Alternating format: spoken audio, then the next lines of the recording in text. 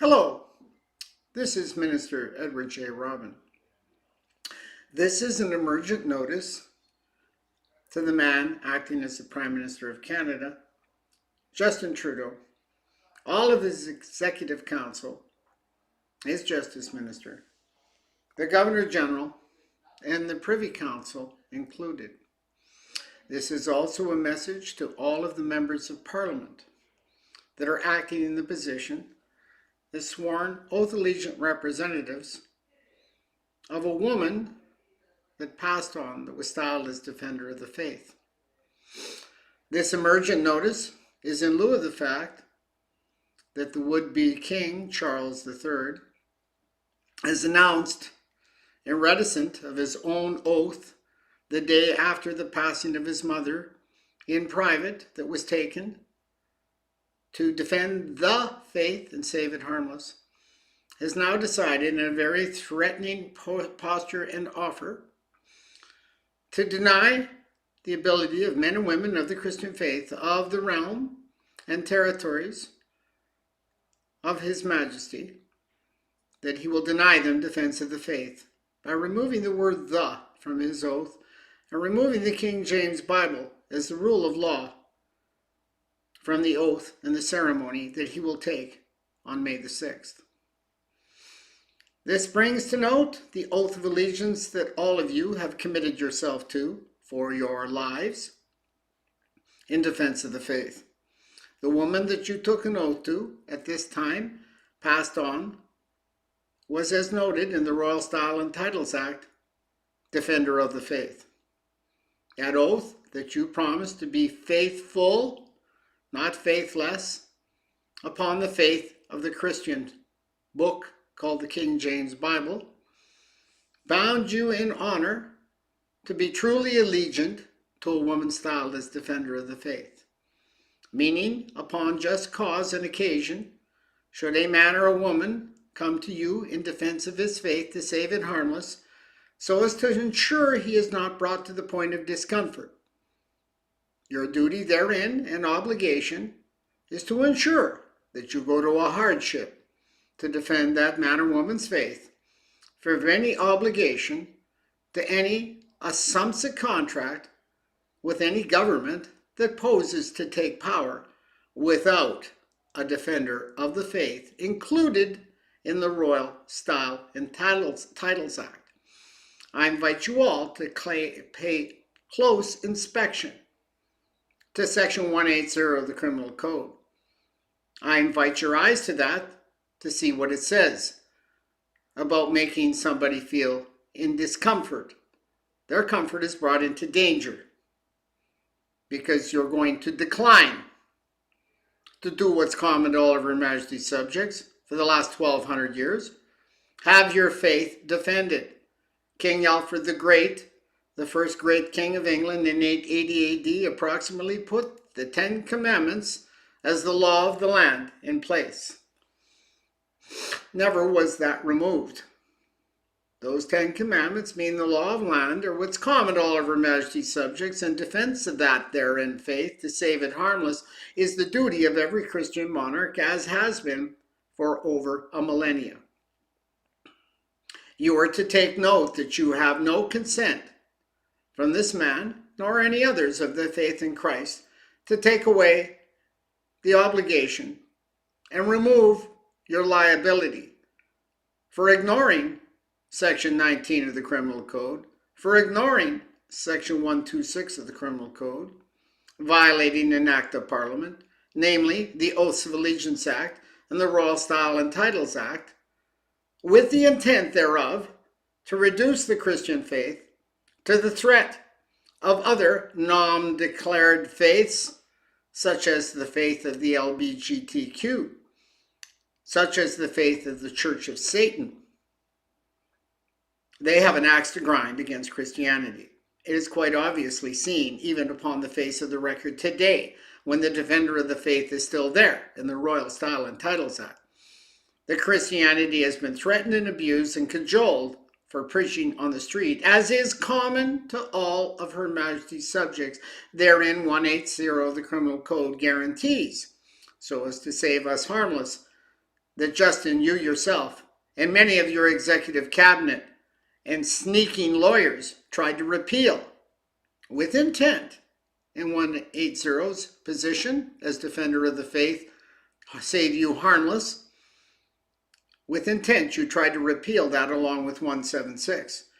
Following along your intent to repeal blasphemy, 296 of the Criminal Code in 2016. The record is replete with your intent, your mens rea of your cause and purpose is by a conspiracy to overthrow Her Majesty's ability to save her subjects harmless, to carry out that coronation oath promise even in her death that you swore that you would provide to save harmless. You are in breach of 180 of the Criminal Code. If you intend to violate your obligation and upon that oath, in violating 126 of the Criminal Code, you violate the Oath of Allegiance Act. You violate the Royal Style and Titles Act by therein trying to reduce Her Majesty's ability, even though in the past passed on. Forever save us harmless was the whole purpose of all these centuries of the reasoning behind 180 of the Criminal Code that's been in place for 140 years. You're on notice, Justin Trudeau. You're on notice, his executive cabinet. You know who you are. You are on notice, all members of the Privy Council, and you know who you are. You are on notice as the de facto Governor General of Canada, and you know who you are. You are on notice on all the backbenching lawyers of a Masonic privilege of the Masonic Scottish Free Rite, wherein Lucifer is your God, as mentioned in Morals and Dogma, written by Albert Pike, a chief Scottish Rite Freemason, dictating to all the rest of the Scottish Rite Freemasons that at the higher degree, the god of Freemasonry is Lucifer.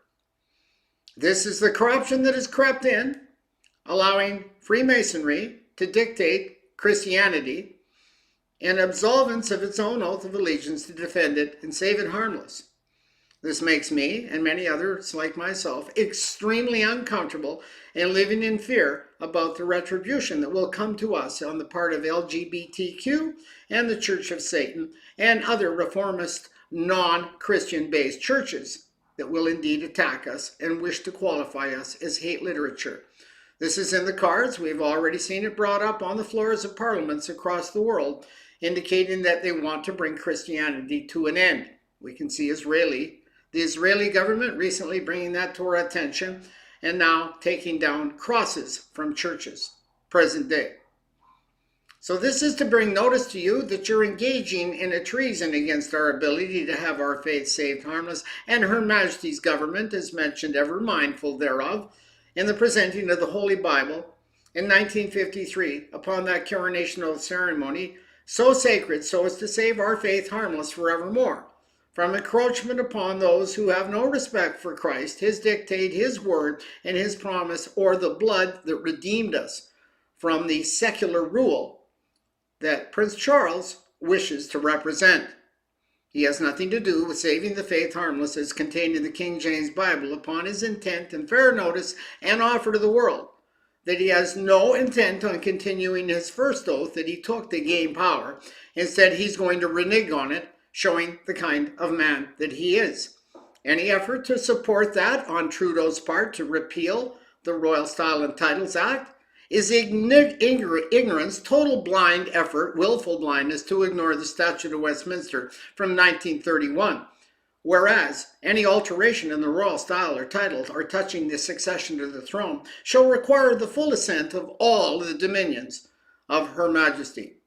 That means that at the time when the last king that wrote that in 1931 had to give up his control over all those bankrupt nations after the 1929 stock market crash, rescinded his ability to make law in any of those dead corporate bankrupt countries. That meant that he left behind two things: his royal style and title and admiralty law, which is the law of the sea, merchant law, and indeed with feigned words and covetousness they shall make merchandise of you. You can see that in 2 Peter 2 and 3, relative to merchant law, lex mercantoria, which is the law of the Jewish trading merchant on the ocean. The chanter. The cantor would be on the bow of the boat coming into port to exercised the profit from the wares, and his prayers were to Yahuwah, asking for best profit, and those chanting coming in on the bow of the boat labeled them the merchanters, and their laws upon that ship owning that merchandise thereof, merchandise, came from the rule on the boat, merchant law. And that's how we have the lex mercantoria, and that's how we get admiralty law left behind. It's defiant upon our ability to have our faith saved harmless or be subject to any government that wishes to remove the trust. Psalms 118, verse 8. That trust was based upon the coinage and die gratia, by the grace of God. He's not even going along by the grace of God because his God happens to be Satan. This is guaranteed by reading Morals and Dogma, and certainly the Charles III is a Scottish Rite Freemason. There's no doubt about that. Anybody that's watched has seen his kilt. So we can sure know that our faith is under attack, and any effort to demote the Royal Style and Titles Act is deliberate as an attack upon the Christian faith, making us feel extremely uncomfortable in violation of your duty to your own oath. You're violating it now. That's a violation of the Federal Oaths of Allegiance Act 126 of the Criminal Code, making us feel extremely uncomfortable by taking away our ability to have our faith saved harmless by all those prosecutors and judges and all those lawyers that have taken false oaths across the country by the defilement of each uppercase P province's oath, removing the word do. That's evident upon the record. There's only one position in Canada that has a valid oath, and that's the Northwest Territories, following the dictate of Schedule 5 of the Federal Oaths of Allegiance Act. You can see it's well contained there that anybody required, even a mayor, which obviously isn't of the federal government, is required to take an oath. It shall be in the following form and no other. It's very explicit, and as one can see, all of the oaths that your friends in the Parliament's choice of provinces, uppercase P, have taken a false oath. All of the lawyers, all of the judges, all of the prosecutors have taken a false oath in defilement of the whole purpose of the Christian monarchy and bringing a great fraud and stain upon the civilization of Christianity, recognizing that we need somebody in a position of authority and power, like a Christian monarch, to save harmless the Christian faith, as was so naturally and properly put forth for all of those centuries that we have observed in the past. The Coronation Oath Act of 1689 shall not be repealed or demoted by a man making an offer in defilement of the notice in the Statute of Westminster of 1931, preventing him from moving forward without the full intent of violating 180 of the Criminal Code.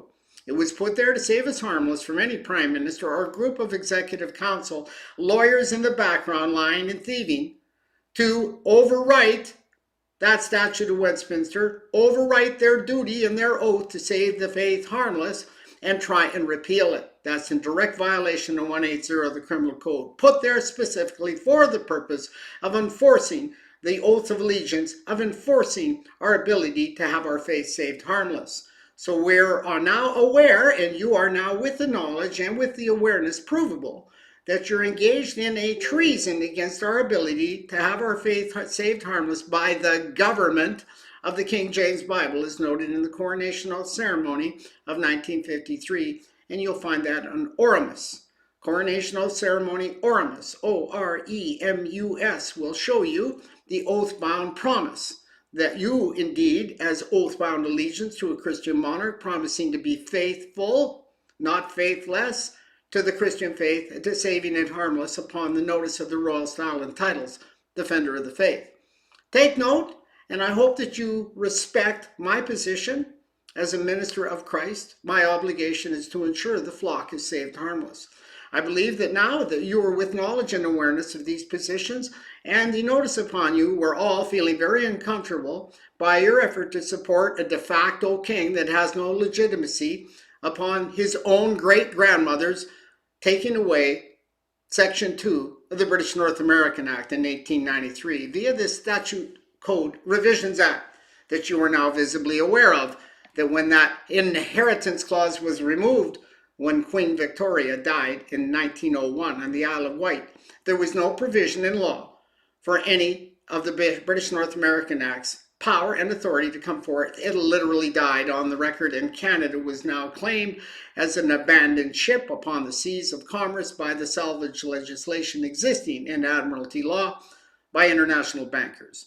It's been running a fraud with a false oath. It is admitted on the UK's website that the Queen herself took an altered version of the oath, not supported by an act of Parliament. It was never amended, therefore it's not a lawful oath. The whole thing's been a fiction, dog and pony show since the beginning. We cannot be held reliable or responsible to submit to it, or responsible for any of the decadent type of process that is in place. And the damages that may ensue upon us are now making all of you aware of this. Privately liable in your own capacity. Should a civil claim be filed against you, you're going to have to bring your own lawyer to court because you're outside your statutory capacity here. You're breaking the law in what you're doing, and you can go look at Ron Corelli versus Duplessis, 1959, Supreme Court of Canada, so you can have it brought to your attention the limitations of a public servant when trying to break the law in violation of their own oath and Section 180 of the Criminal Code, put there specifically to save us harmless by these very actions of you, Justin Trudeau, and your league of lying, cheating, backstabbing, satanic lawyers trying to take away our ability to practice our Christian faith saved harmless. So now that you've been brought under the attention and notice, the international law, the International Covenant on Civil and Political Rights, is in the case of an emergency. An attack upon the Christian faith is a main emergency in the Christian faith's observation, defense of it, saved and harmless, via that still existing Royal Titles Act.